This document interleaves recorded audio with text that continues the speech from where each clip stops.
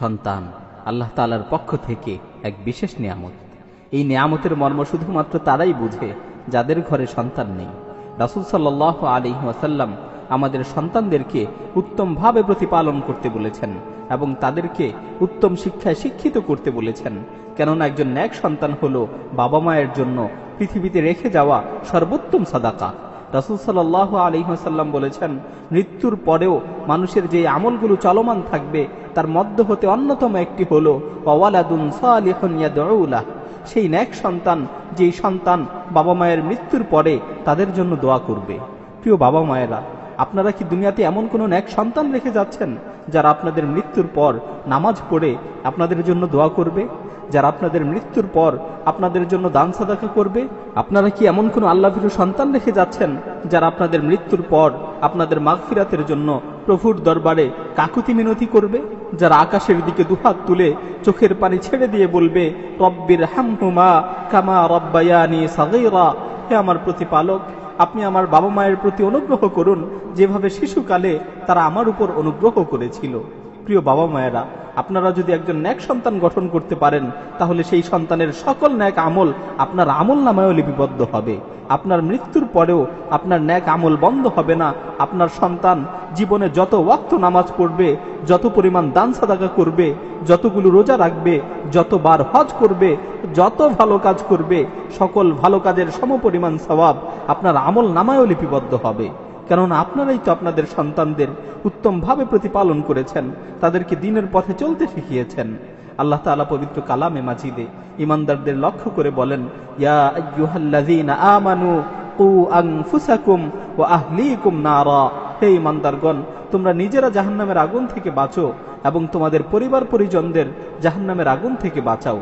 আল্লাহ তাআলা এই আয়াতে শুধুমাত্র নিজেদের বাঁচতে বলেননি, বরং পরিবারকে জাহান্নামের আগুন থেকে বাঁচাতে বলেছেন। প্রিয় বাবা মায়েরা, আপনারা এমন এক সময়ে আপনাদের সন্তানদেরকে প্রতিপালন করছেন যখন সর্বত্রই ফিতনার ছড়াছড়ি। এজন্যই সর্বদা সাবধান থাকবেন এই ভয়াবহ ফিতনা যাতে আপনার পরিবারকে গ্রাস করতে না পারে। আপনার সন্তান যাতে কিছুতেই এই ফিতনায় নিমজ্জিত না হয়ে যায়। আপনার সন্তানকে উত্তম চরিত্রে চরিত্রবান করুন।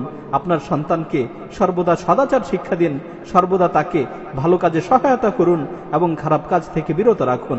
আপনার সন্তানকে দ্বীনি শিক্ষায় শিক্ষিত করুন। আপনার সন্তানকে আল্লাহভীরু সন্তান হিসেবে গড়ে তুলুন। প্রিয় বাবা মা, সন্তানের জন্য বেশি বেশি করে আল্লাহর কাছে দোয়া করুন, কেননা বাবা মায়ের দোয়া আল্লাহ তাআলা কবুল করে থাকেন।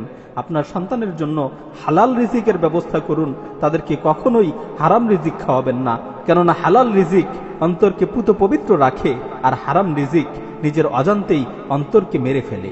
হে ওই সকল বাবা মায়েরা যারা নিজেদের সন্তানদেরকে উত্তমভাবে প্রতিপালন করছেন না, যারা নিজেদের সন্তানদেরকে দিনদার সন্তান হিসেবে গড়ে তুলছেন না, আপনারা মনে রাখবেন আপনার সন্তান জীবনে যত খারাপ কাজ করবে তার সমপরিমাণ গুনাহ আপনার আমল নামায়ও লিপিবদ্ধ হতে থাকবে। কারণ আপনার সন্তান আপনার কারণে খারাপ হয়েছে। আপনি আপনার সন্তানকে দিন শেখাননি, আপনি আপনার সন্তানকে দিনই পরিবেশে লালন পালন করেননি। কিয়ামতের দিন আপনাদের আদরের সন্তানেরা আপনাদের বিরুদ্ধে অভিযোগ করে বলবে, হে আমাদের প্রতিপালক, আমরা খারাপ হওয়ার পিছনে মূল কারণ হলো আমাদের বাবা মা। আমাদের বাবা মা আমাদের দিন শেখায়নি, তারা আমাদের কোরআন শেখায়নি, তারা আমাদের জন্য গানের টিচার রেখেছিল, তারা আমাদের জন্য নাচের টিচার রেখেছিল, কিন্তু কোরআন শিখার কোনো ব্যবস্থা তারা আমাদের জন্য করেনি। তারা আরো বলবে, হে আমাদের প্রতিপালক, আমাদের বাসায় দিন পালনের কোনো পরিবেশ ছিল না, আমাদের বাসায় কেউ নামাজ পড়তো না, কেউ রোজা রাখতো না, কেউই ইবাদত করতো না, বাসায় সারাদিন বসে বসে সবাই টিভি দেখতো, আমিও তাদের সাথে বসে বসে টিভি দেখতাম। আমাদের বাবা মা কেউই কখনো এই হারাম কাজগুলো থেকে আমাদের বারণ করতো না। এই অভিযোগ করে সে চিৎকার করে বলবে, রব্বানা আতিহিম দি'ফাইনি মিনাল আযাব, হে আমার প্রতিপালক, যেহেতু আমি তাদের কারণে পথভ্রষ্ট হয়েছি, যেহেতু আমি তাদের কারণে গুনাহগার হয়েছি, যেহেতু আমি তাদের কারণে খারাপ হয়েছি, আপনি তাদেরকে দ্বিগুণ শাস্তি দিন, আপনি তাদেরকে দ্বিগুণ শাস্তি দিন। হে বাবা মায়েরা, সেদিন আপনার সন্তানের এই অভিযোগের ব্যাপারে আপনাদের কি জবাব রয়েছে? সেদিন আল্লাহ তাআলার সামনে আপনি কি জবাব দিবেন? প্রিয় বাবা মায়েরা, আপনারা আপনাদের সন্তানদেরকে প্রতিপালনের ব্যাপারে আল্লাহ তাআলাকে ভয় করুন। আপনাদের সন্তানদেরকে ইসলামী শিক্ষায় শিক্ষিত করুন। আপনাদের ঘরগুলোতে দ্বীনি পরিবেশ তৈরি করুন। দোয়া করি আল্লাহ তাআলা যেন আমাদের সকলকেই নেক সন্তান দান করেন এবং আমাদের কলিজার টুকরো সন্তানগুলোকে তার দ্বীনের জন্য কবুল করেন। আমিন।